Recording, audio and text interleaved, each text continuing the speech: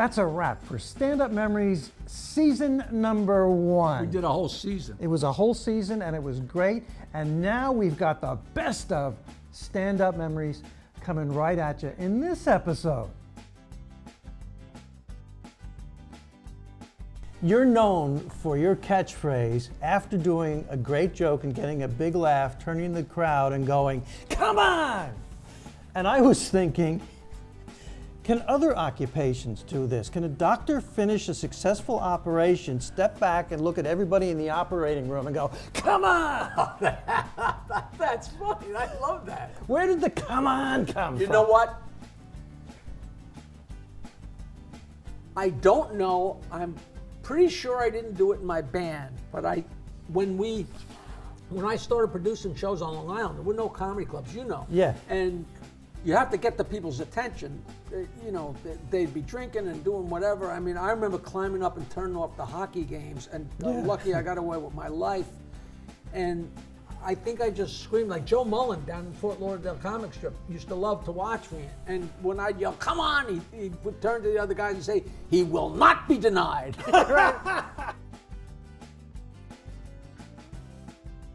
There's one guy at a place in Lake Hopatcong, those Palazzo's gigs, that really was the Wild West, you know, in the barrooms.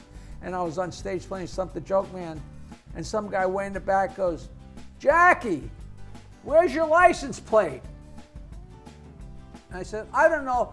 And he went like this, and he took off, and I was like, and people told me like a couple weeks later, they went into that bar. You know how the bartender has crap behind it? My license plate was just up there, you know. So Joke Man. Joke Man. It's so much fun. So much fun. Oh, so you drove home without a license plate? So, yeah. I don't know if it was from the front or the back, but it just. And I have a true story about Jerry Seinfeld and starting out in comedy and how rough it can be.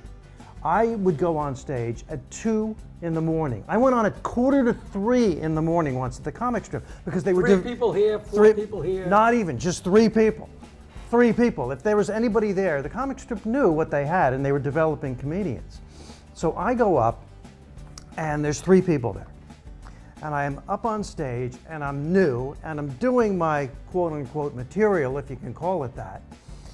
And the lights were in my eyes and I couldn't see, but those 3 people got up quietly and left. There was no waitress in the room. There was nobody in the room.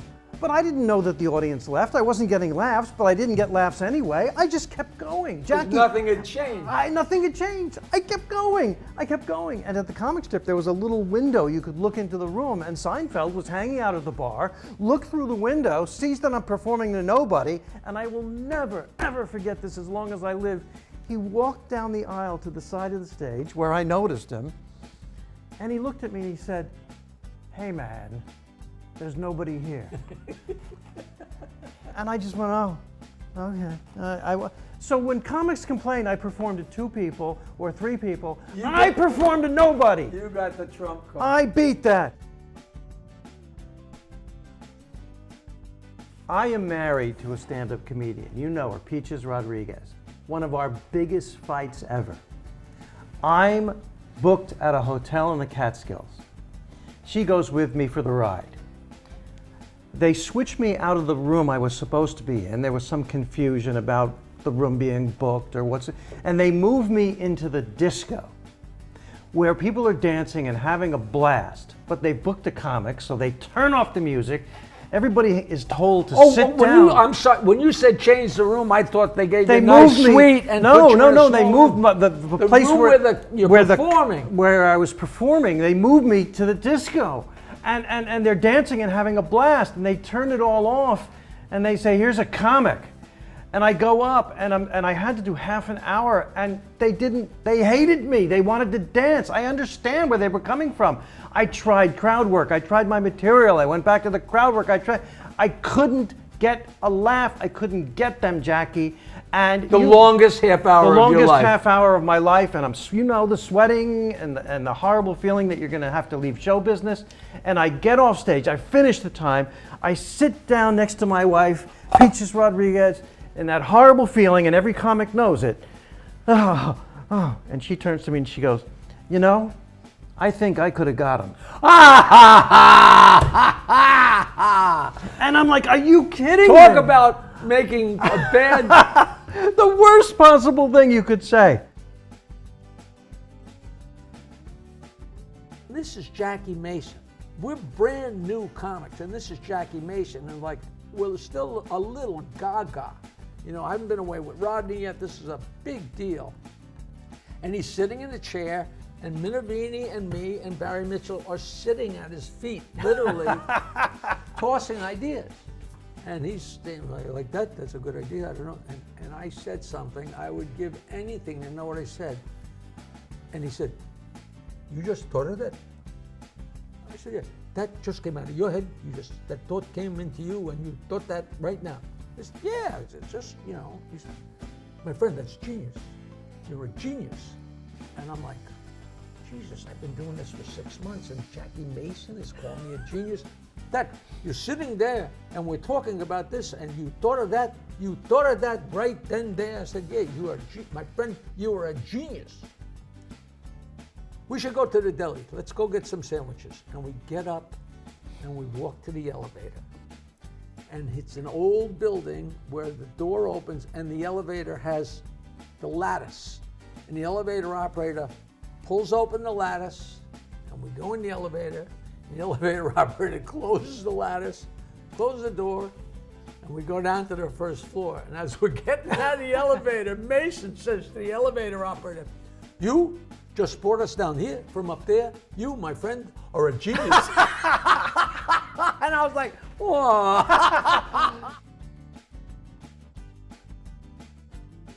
I did gigs with Eddie Murphy for $40 and hopefully a cheeseburger if the cook has time in New Jersey. And we'd come back over the Throgs Neck Bridge and he would fake that he's asleep so he didn't have to chip in for the 75 cent back in those days. You know, toll. The story, but he was. I would love to blame him for that, but he wasn't the only one that feigned being asleep. Or we used to call it in high school. We used to call it the Midtown Tunnel Reach. When you come up the Midtown Tunnel, it was 25 cents, and guys would pretend they couldn't get the hand in their pocket. You know. So, in the East Side Comedy Club in the back room, Eddie took me aside. He goes, you know, I'm going to Nassau Community College, and I'm wondering if I should quit, drop out, and focus on my career. And Peter Bales gave some wise advice. Eddie, stay in school. You need something to fall back on. Because I really wanted to help him do the right thing for his life. Well, I will match you with. I was doing my second album at the East Side, eventually called Goin' Ape, which in another podcast we will discuss how crazy that whole thing was. But I had the microphones hanging, and I was recording for my second album. And Eddie came up to me and said, Jack, you have an album? I said, yeah, I'm doing another one tonight. You're doing a second album? I want to have an album, Jack. And I said, I'd love to help you, Eddie, but I'm too busy.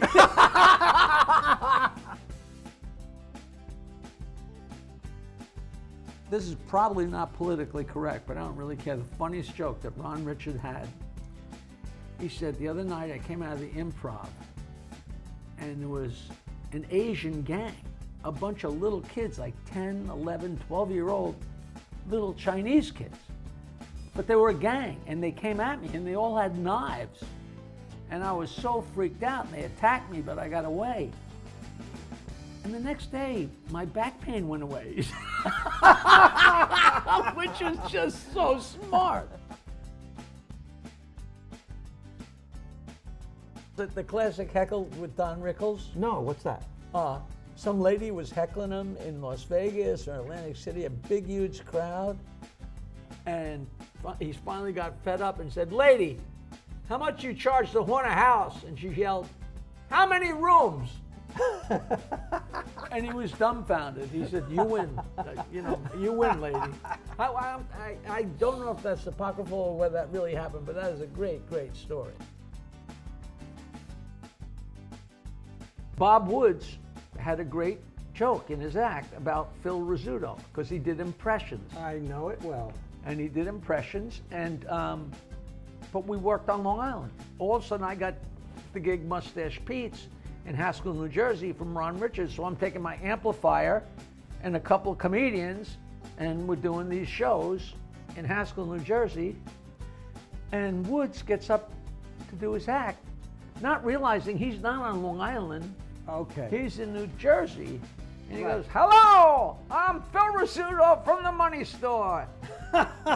If you work in New Jersey, holy cow, does it stink in that state." And he just told the entire audience that the state stinks, and it went quiet, and all of a sudden, like, you saw the light bulb go, like, maybe I'll change that. Change that next time. And my music teacher's grandfather was best friends with Albert Einstein. And Albert Einstein was a huge fan of filthy jokes. And I said, "You're kidding." He said, "No." He said, "This always stayed with me."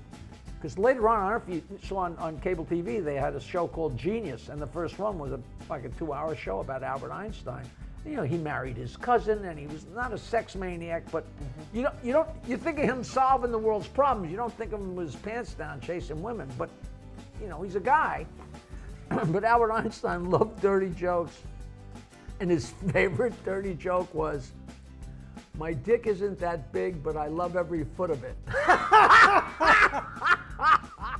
Hey, Stand Up Memories has great memories, and in season 2, wait till you see it. Well, they just saw a good sampling of season 1. They can only anticipate how great the upcoming season will be. Who we got? Danny? We have Danny McKenna from, I think, the best comedy club that ever existed in Yes. New Jersey. Everybody famous went through there, and he's got stories nobody's heard before. Great character, manager extraordinaire Rory Rosegarten joined us for a bunch of shows. And Ray Romano's manager, executive producer for everybody.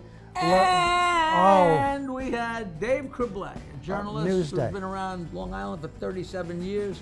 All good friends of ours, all good fun, lots of stories, lots of silliness. John Blenn, we had Long Island historian and writer, entrepreneur. Was he here? He was here. John Blenn was here. I was here. Why We would had you ask? so much. We had so much fun doing season 2, and it's coming out for you. Great stuff. Great, great stuff.